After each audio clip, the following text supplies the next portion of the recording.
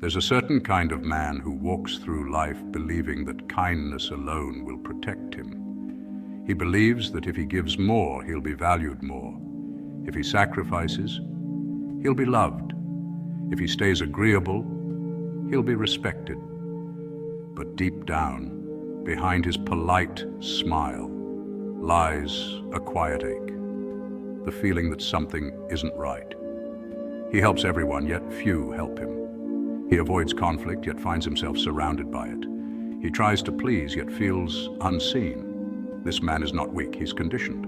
Conditioned by a world that praises virtue but rewards cunning. Conditioned by stories that glorify the selfless hero, while in reality, people follow the one who holds quiet power. Niccolo Machiavelli understood this paradox centuries ago. He observed human nature not through ideals, but through truth, unfiltered, uncomfortable, yet liberating. In his masterpiece, The Prince, he argued that being loved is desirable, but being respected or even feared ensures survival. And while his words were written for rulers, they whisper a timeless lesson for the modern man. If you wish to thrive in a world of manipulation, you must understand the mechanics of it. To stop being the nice guy, you don't need to become cruel. You need to become conscious. You must learn where generosity ends and self-betrayal begins. You must know when to speak, when to remain silent, and when to walk away. Machiavelli's philosophy isn't a call to darkness. It's a guide to balance, a bridge between kindness and authority. And once you understand this balance, you'll no longer be the man people overlook. You'll be the one they respect, trust, and even quietly fear. Not because you seek control, but because you control yourself. Number 1, stop seeking validation. Understand the currency of power. Machiavelli understood something most people still overlook. Reputation is the invisible currency that fuels power. In his political philosophy, especially in The Prince, he emphasized that perception shapes authority more than raw intention. A man's reputation dictates how others approach him, respect him, and even fear him. But the nice guy, eager to be liked, spends this currency recklessly. He gives away his approval-seeking smiles, his constant availability, and his eagerness to please, as if those gestures will earn him lasting respect. What he doesn't realize is that every time he chases validation, he quietly diminishes his psychological value. The human brain naturally attributes higher status to those who appear self-contained and less needy. It's a principle confirmed in modern behavioral psychology through the concept of scarcity bias. What is scarce seems more valuable, so when you make yourself constantly available, you erase your mystery, and when you crave approval, you tell the world you depend on it. The wise man, however, operates differently. He understands that real power is built on self-command, the ability to stay grounded when others seek attention. In leadership psychology, this calm detachment often signals competence. Studies show that people perceive quiet confidence as authority because silence creates space for others to project meaning onto it. Machiavelli would call this the art of controlled perception, the ability to influence without forcing. When you learn to practice silence instead of explaining yourself, people lean in to interpret your motives. They start respecting you not for your compliance, but for your consistency. This doesn't mean being cold or arrogant. It means recognizing that your worth isn't a public debate. It isn't something you negotiate through likes, praise, or compliments. It's a presence, one that grows stronger when it no longer needs validation to feel secure. To embody this truth, you must master restraint. Say less when others overshare. Observe when others react, and walk away when approval becomes the price of peace. Over time, your silence will speak louder than their noise, and your steadiness will command more respect than anyone's could. That's the quiet mastery Machiavelli admired, not dominance through aggression, but influence through self-possession. In a world desperate for validation, the man who no longer seeks it becomes untouchable. Number 2, learn to say no without explaining why. To Machiavelli, indecision is not merely hesitation. It's the open door through which manipulation quietly enters. In The Prince, he observed that those who cannot make firm choices are often ruled by those who can. The nice guy archetype, though often praised for kindness, is especially vulnerable to this trap. He fears saying no because it feels harsh or unkind, yet this fear becomes his invisible chain. In psychology, this behavior is closely tied to approval addiction, where one's sense of worth depends on external validation. The more a person avoids disapproval, the more they surrender control over their own boundaries. Machiavelli would call this a fatal flaw in leadership, because the power to say no is, at its core, the power to direct one's own life. Boundaries are not acts of cruelty, they are the architecture of strength. Think of them as walls that protect the integrity of your castle. Without them, anyone can walk through your gates and rearrange your priorities. When you calmly decline a request, without defensiveness or over-explanation, you send a signal of quiet authority. Modern behavioral science supports this. Assertiveness is consistently correlated with higher self-esteem, lower stress, and greater social respect. People may initially resist when you begin setting these limits. They've been conditioned to expect your compliance.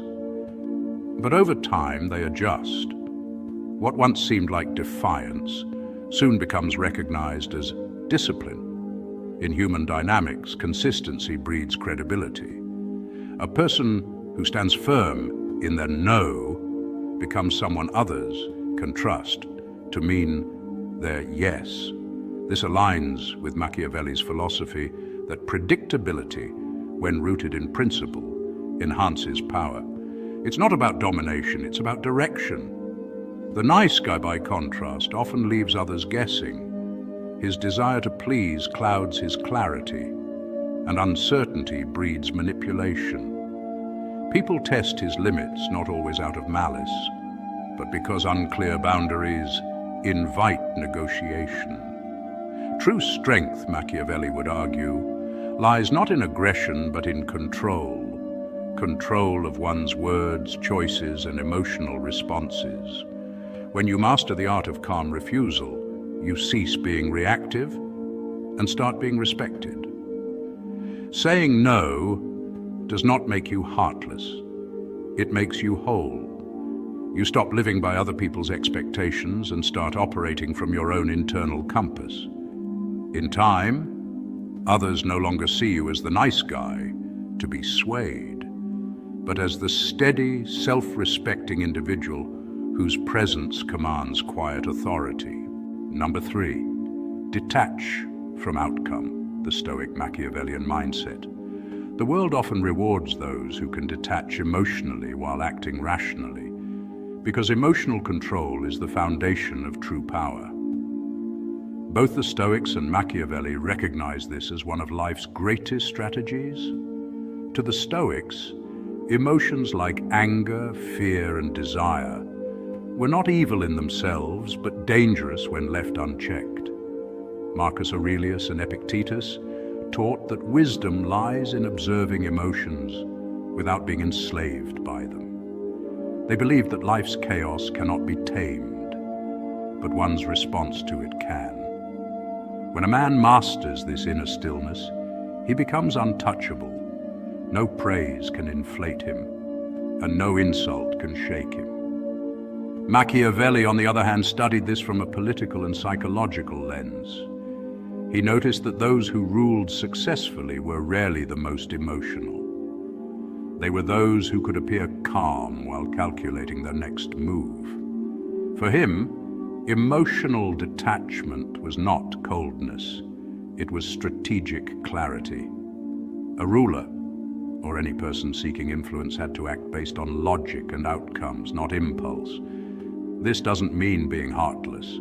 It means knowing when to show emotion and when to restrain it. In modern life, this principle plays out everywhere, in relationships, business, and negotiation. The one who can keep composure when others lose theirs automatically gains control. Emotional control turns chaos into opportunity. In negotiation, for example, the person who reacts the least often wins the most, because patience unsettles the impatient. In relationships, emotional independence creates attraction. People respect those who don't beg for approval. Detachment allows you to see situations clearly, free from the fog of neediness or fear.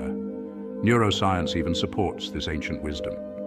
Studies show that high emotional reactivity narrows the prefrontal cortex's function, the part of the brain responsible for rational decision-making, while calm detachment enhances focus and creativity. Thus, emotional control isn't suppression. It's self-mastery. It's learning to let emotions pass through you without dictating your actions. The world may test you with provocation, manipulation, and temptation, but when you respond with calm precision, you show that you are no longer driven by the need to be liked.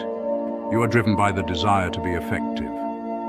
And in a noisy, reactive world, effectiveness is the ultimate advantage. Number 4, master the subtle art of presence. Machiavelli believed that true power doesn't come from intimidation or aggression, but from self-mastery, the ability to control one's impulses, emotions, and presence. In The Prince, he emphasized that it is better to be feared than loved, if one cannot be both. But what many misunderstand is that the kind of fear he referred to wasn't terror, it was respect. It was the quiet recognition that a person has boundaries, discipline, and command over themselves. When a man walks slower, speaks less, and observes more, he isn't retreating from the world. He's controlling the rhythm of his environment. Psychology supports this idea through the principle of nonverbal dominance. Studies in social behavior reveal that confident individuals use fewer words, slower gestures, and more controlled movements, which naturally draw attention and respect. This is because humans unconsciously interpret calm behavior as competence and emotional stability. The man who speaks to fill silence signals insecurity. He seeks validation. But the one who allows silence to breathe exerts quiet authority. People lean in, waiting for his next word. In negotiation studies, silence has been shown to increase perceived power, as the one who resists the urge to speak first is often seen as more confident and in control. Machiavelli understood that restraint is the highest form of strength. Anyone can react, but few can remain still under pressure. This composure commands respect without demanding it. When your energy carries focus and restraint, people instinctively adjust around you. They mirror your tempo, and they measure their words. Your calm presence becomes a psychological anchor in a noisy world. Think of leaders like Marcus Aurelius, who ruled with composure and quiet intellect, or modern figures who rarely need to raise their voices, yet hold immense influence. Their power is felt, not shouted. In this sense, fear and respect coexist, not because others dread punishment, but because they sense they cannot easily sway you. You are unpredictable in your stillness and precise in your action. So the lesson is simple. Slow down. Speak with purpose. Observe without reacting. Let your silence carry weight. Power isn't about how loud you can be. It's about how deeply your presence is felt. When you say nothing at all. Number 5, be strategic with your kindness. Kindness, in its purest form, is one of the most powerful human virtues.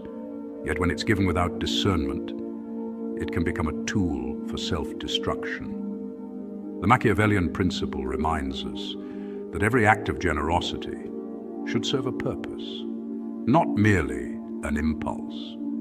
This doesn't mean one should be cold or manipulative, but rather strategic in compassion.